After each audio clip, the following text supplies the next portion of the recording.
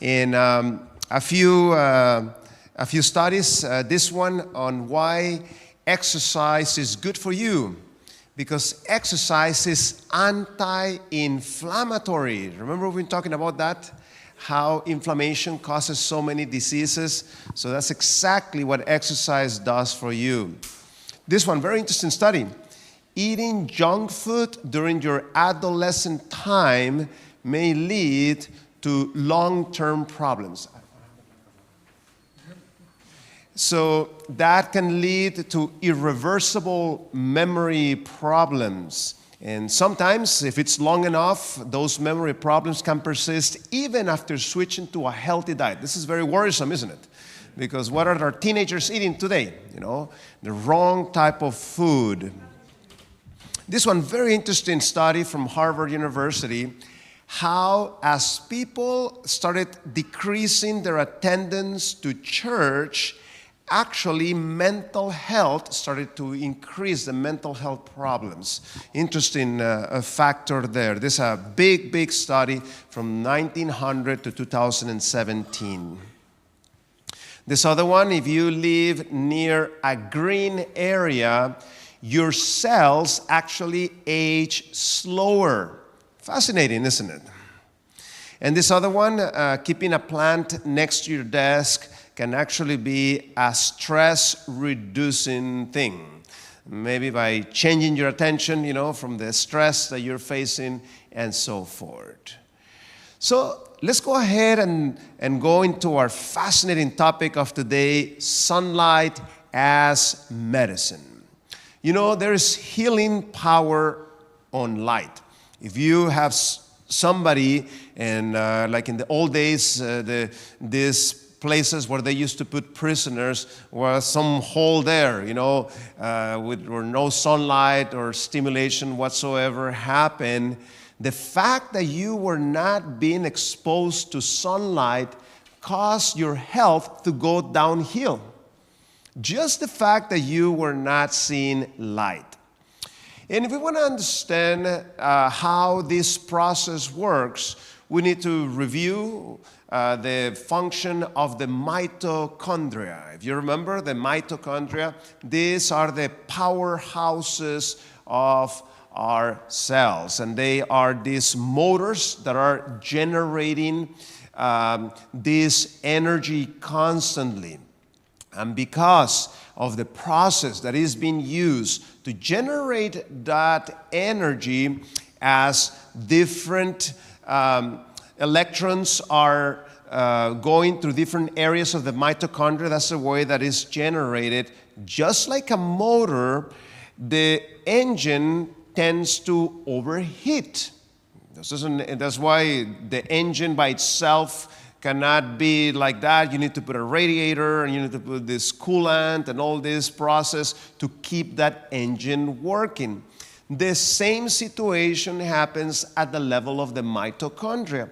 As the mitochondria is working hard to generate that energy, there is an increase of overheating.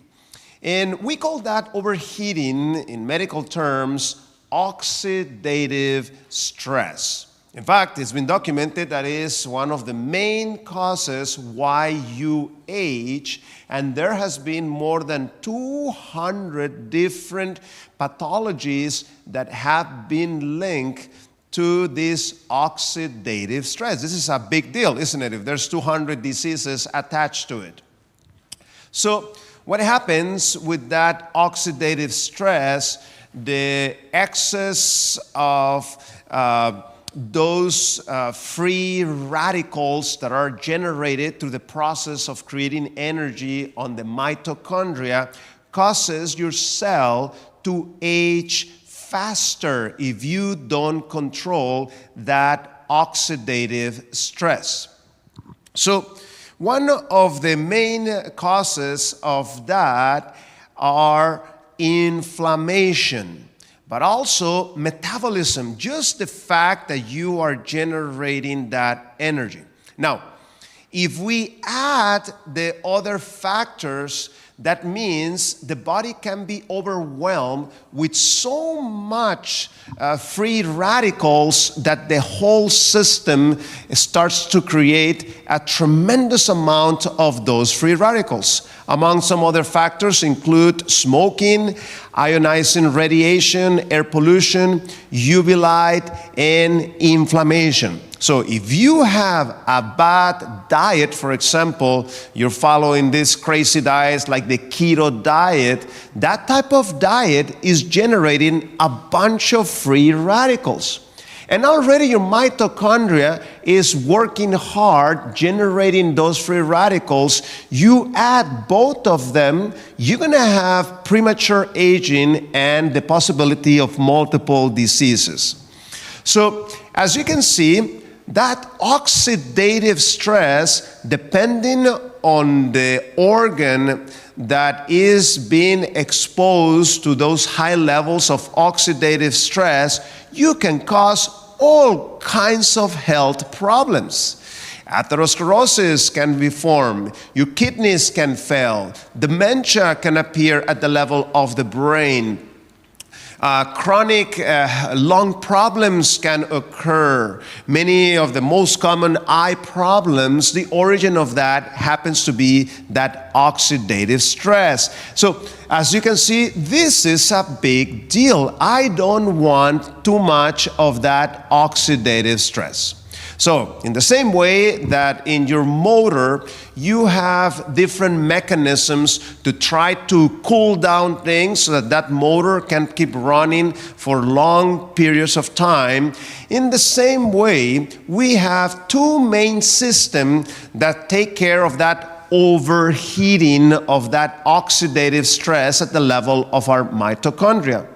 And that system that is activated depends if you are in the day or if you are in the night. Depending at what period of the day you are is the mechanism that you are going to use.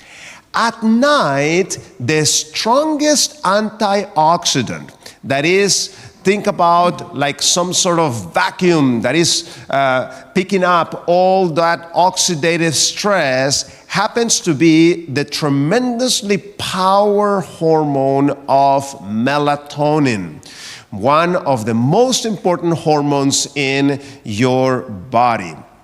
And what it does, it picks up those oxidative stress molecules that are generated not only by the mitochondria normal functioning, but also by some of the mistakes that we may be doing in our daily living.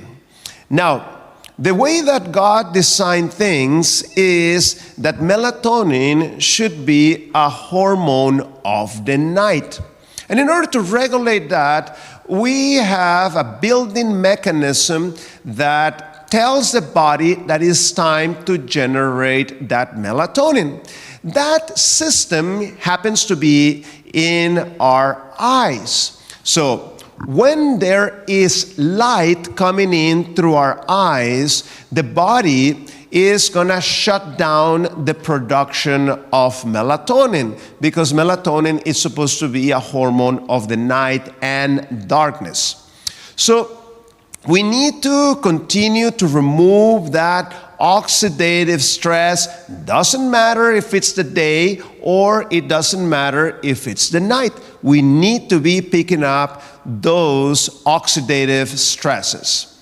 And one of the things that UV light does, which is extremely important, is that it helps your mitochondria to generate melatonin inside the mitochondria. You think that's a good idea? Yes, because that's exactly what all this oxidative stress is taking place. Therefore, that UV light, as it has the ability to cross inside your skin. That's the fascinating thing about this UV light. So it's able to reach all the way down to that mitochondria. In that way, it's able to generate that melatonin that is going to help us.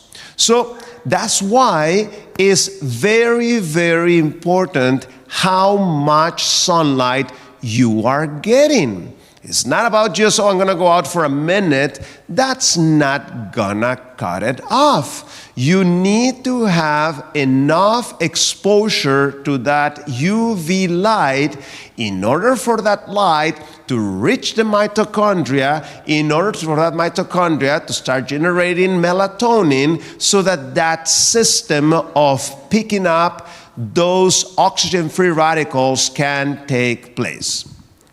And at the same time, oxidative stress at the right level has certain benefits. For example, when you are needing more physical energy, therefore your mitochondria are going to have to be a little bit more active in order to fuel, the ability of you to be able to move as fast and long as you may need.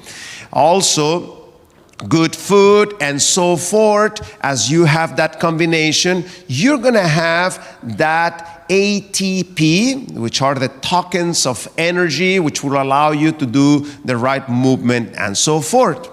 The problem is when we overload our system through toxins, through the wrong type of food, through too much stress, the mitochondria starts failing, is not able to have that proper balance. Now you have a bunch of oxygen-free radicals and not enough mechanisms to deal with that excessive oxygen-free radicals. Therefore, the mitochondria starts to fail.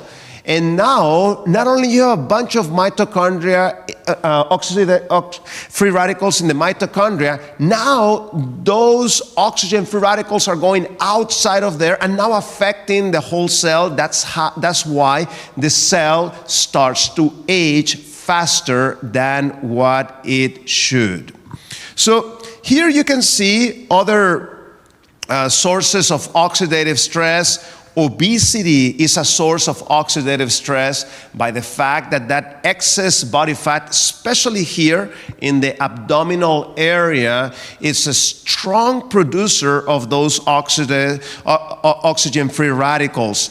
As we mentioned, unhealthy diet, smoking, and there are some people that due to their genetic predisposition tend to generate more of these free radicals. For example, there are certain people that have this genetic charge in which more cancers are present and so forth. That's a potential route how those genetic factors can increase that, as well as sedentary lifestyle. I just show you the study there on my Twitter, how when you do exercise, it is anti-inflammatory to your body. In other words, as you do exercise, you help pick up a bunch of those free radicals, decreasing the free radical loads in your body. So we need the oxidative burst in order to fight infections. And that's another point in which oxidative stress can be beneficial.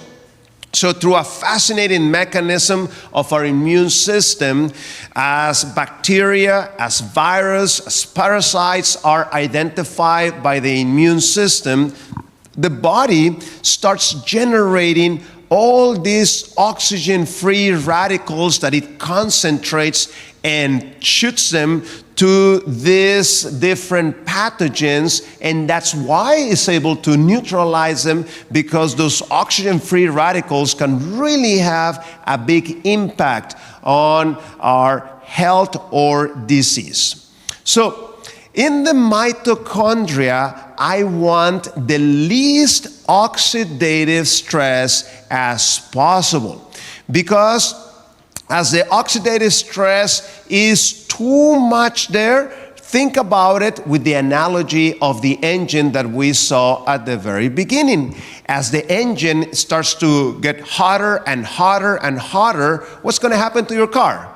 It's going to be a point that you cannot continue. The same thing happens at the level of your mitochondria. As your mitochondria starts to generate too much of those oxygen-free radicals, the system is going to shut down. So, the fascinating thing about sunlight and why we need it for our proper functioning of our mitochondria is the following. See, when you analyze sunlight, it has different spectrums. So you have the infrared, you have the visible light, and then you have the UV light. And that's determined by what type of wave you have. And these are nanometers. These are like really, really small waves that come in. So depending on the size of those waves is the impact that it will have. So infrared, depending where you read, between 53 to 54% of the whole spectrum of sunlight from outside light is going to be that infrared. Now, in order to understand another important concept of brightness, we need to understand the concept of lux. So, as people started to try to measure the amount of brightness, the tool that they were using was a simple candle, good old candle, the one that you turn on with a match. And if you have a candle 1 foot from a 1 foot by 1 foot square, in order to illuminate that square of 1 foot, that was what was considered the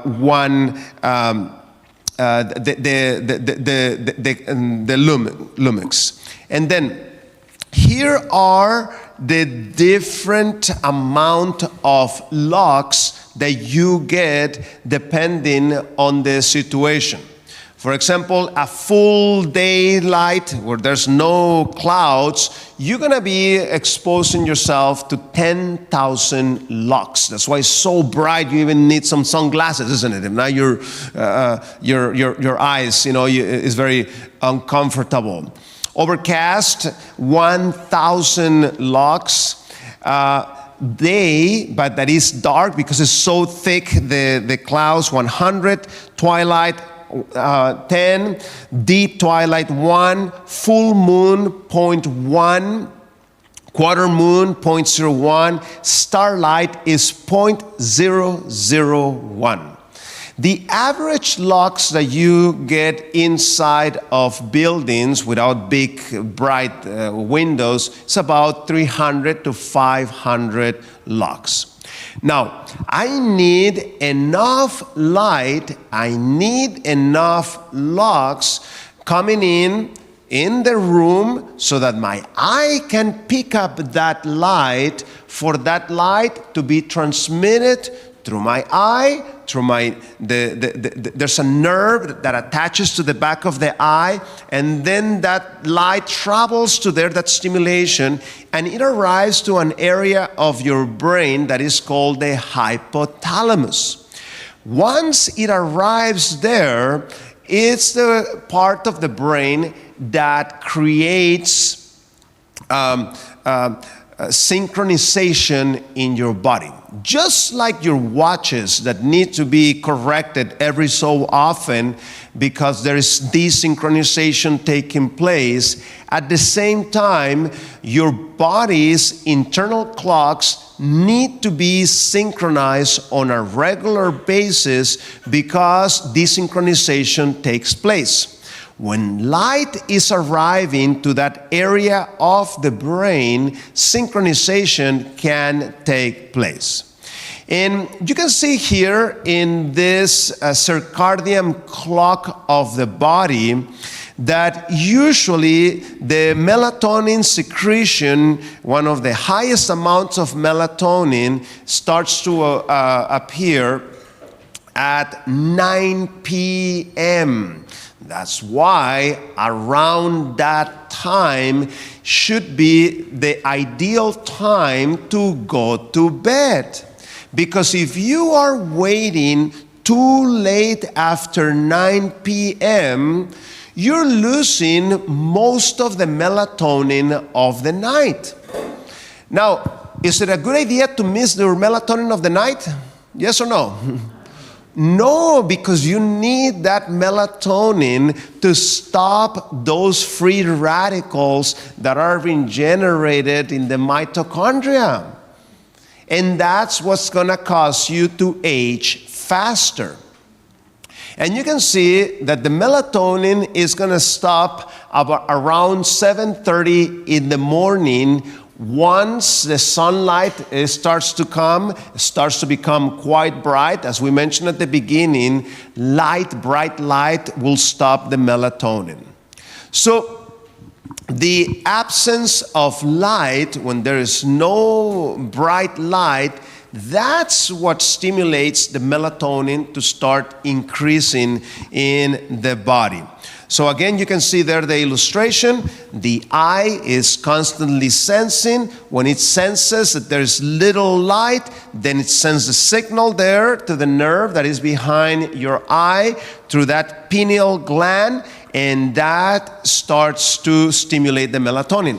Now, if you go to my Twitter account, you're going to see a fascinating study that came out recently that caffeine atrophies your pineal gland.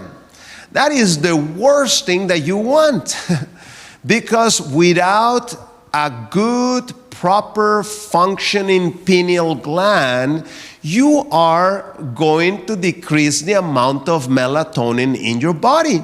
Therefore, you're going to start to age much faster than what you should. One of the, really, really bad effects of taking caffeine. And melatonin is just a powerful chemical in our body. It helps to fight depression. It helps with the synchronization of our clocks. It helps to deal with anxiety. It helps in the females especially to calm down the levels of estrogen. If you have those estrogenic levels too high, you're increasing risk of cancers and other problems. It helps decrease blood pressure. It is anti-inflammatory. It stimulates your immune system. It is antioxidant. When we talk about antioxidant, it means that we're shutting down those oxygen-free radicals from the mitochondria. It helps to fight cancers. It is helping us to deal with pain much better. It helps us to have deep sleep. Doctor, where do I buy melatonin? Don't buy it. Make it inside your own body. The one that you take does not have the same effect as the one your body takes. No wonder why I recorded a video about melatonin and put it on my YouTube. It became viral. It has 2.8 million views, that video. Bad news is that it's in Spanish. But you're going to learn quite a bit of that information here. So, this melatonin, apart from all those effects, there are multiple systems in your body that are waiting for that melatonin every night because of its multiple beneficial effects. So you can see from your heart to your lungs, your immune system, your ovaries, your brain, your kidneys, your bone, your liver, even your fat tissues, your skin, they need that proper amount of melatonin every night. And the issue is that today's way that we live, it's a natural thing to start disturbing our circadian rhythms.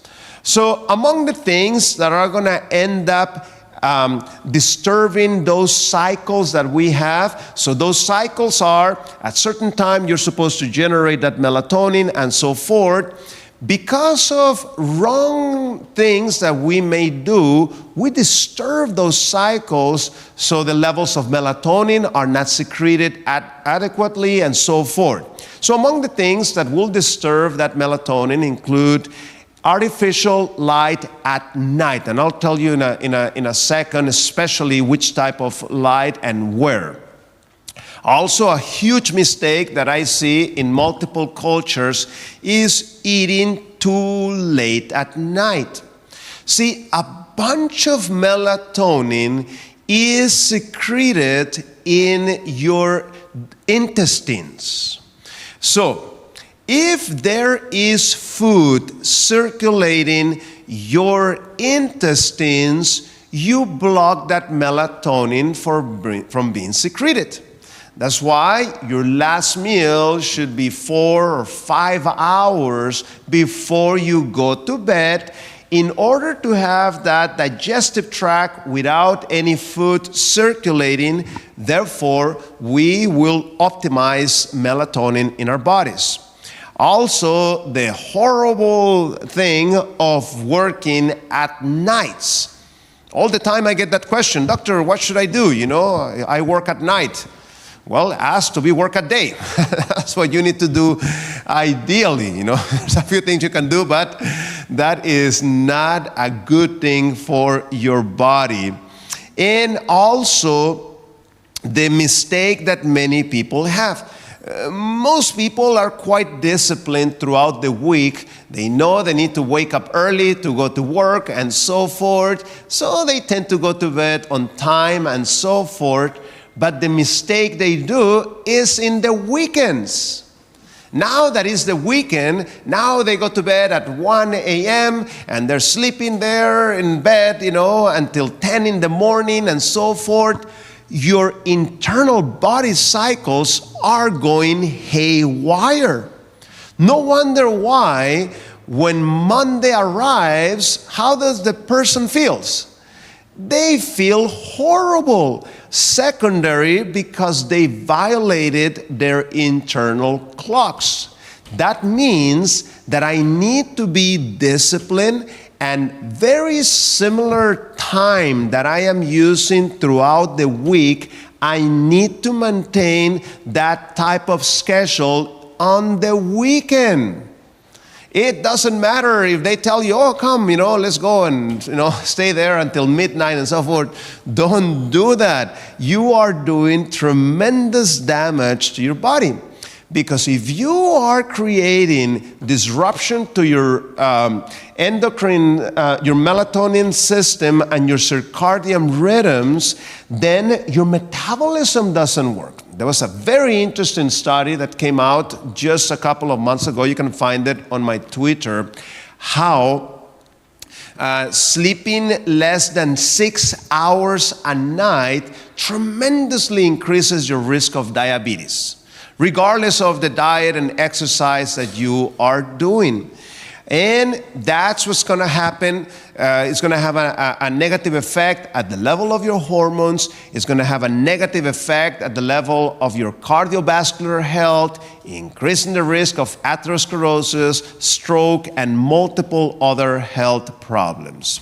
So here you can see another published paper on the subject of things that disturb that circadian clock: exposure of light at night, night shift work, eating at night, and also there's sometimes certain mutations that take place at the level of your clock genes. And in this review, they're showing how that disruption in your circadian clocks starts to create all kinds of health problems. And if we don't correct that, those problems become chronic, and then we get ourselves in really big trouble and end up with that metabolic syndrome. So one of the things that this balance between those free radicals and melatonin, as we were talking at the very beginning, happen to do is that our body gets confused.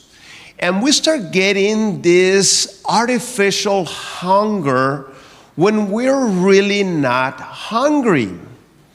Therefore, we tend to eat the wrong type of foods, and we tend to eat them at the wrong time, and we tend to eat more than what we need. And what's the result of this? Health problems, as you overaccumulate that excessive amount of energy. And it's something that they call the chronic jet lag. Because you're not disciplined at your time after you go to bed, at the time that you are getting up, is like if you are a flight attendant flying all over the world every single day. You know, your clocks inside of you get all confused. They don't know what's going on. So there are times that I need those mitochondria to be nice and active. Those are the times to heat when you're doing like exercise and so forth. But there's also needs to be a balance so that those systems that work hard to give us the energy and give us the stamina that we need to continue going could have the time so that you can sleep and repair. And that's why you need that balance. So our master clock is located, as we mentioned, in the hypothalamus. And that master clock is dependent on that proper sun exposure. And here is the interesting thing.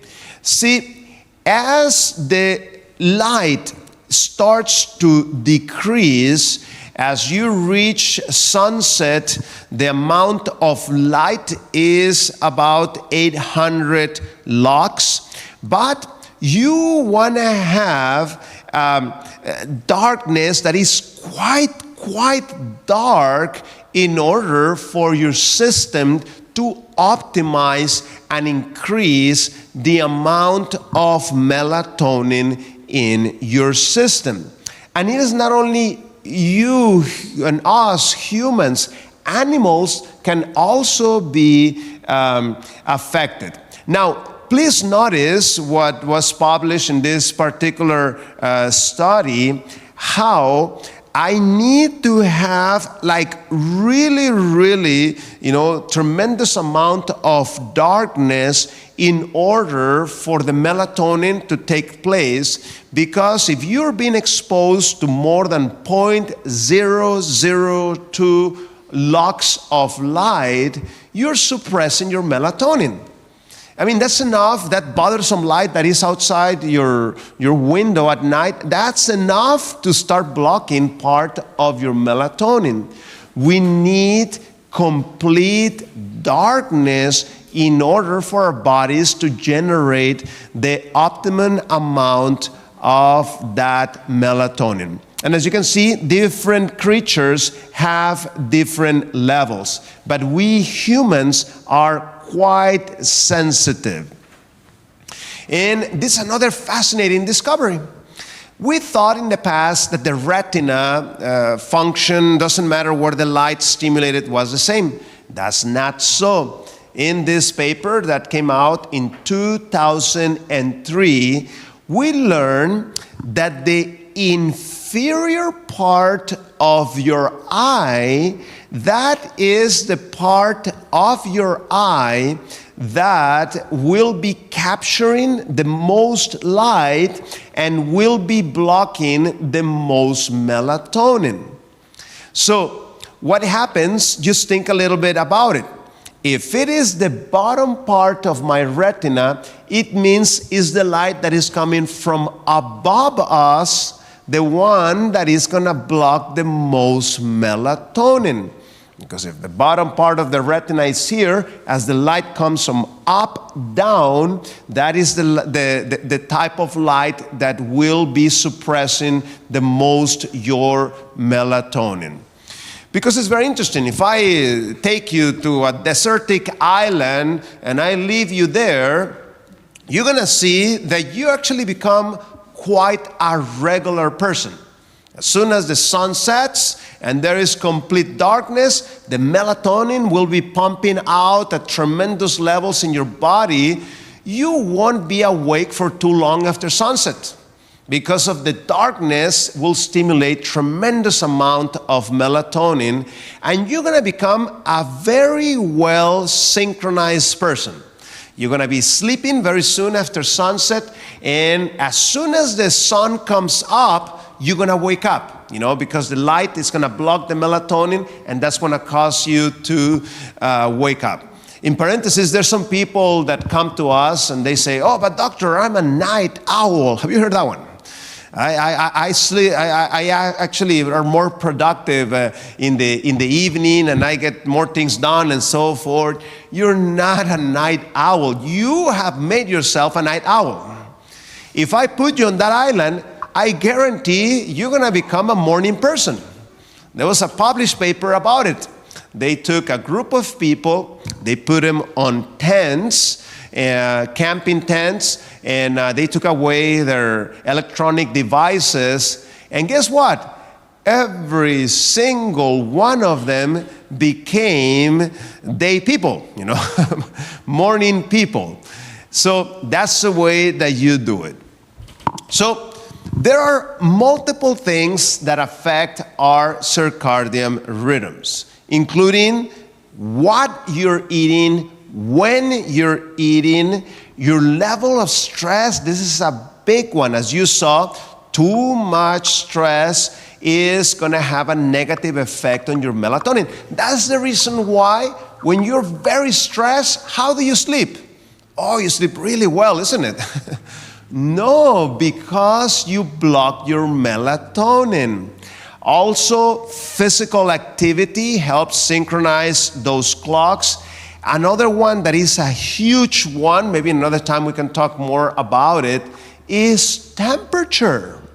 The ideal temperature to sleep is cold. Your room needs to be around 18 degrees. That's the optimum temperature for you to sleep. That's the reason why if it's too hot, how do you sleep?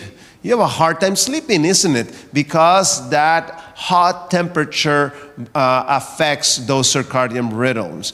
In travel, certain medications can have a negative effect on your melatonin. Specifically, among them, you have what are called the beta blockers.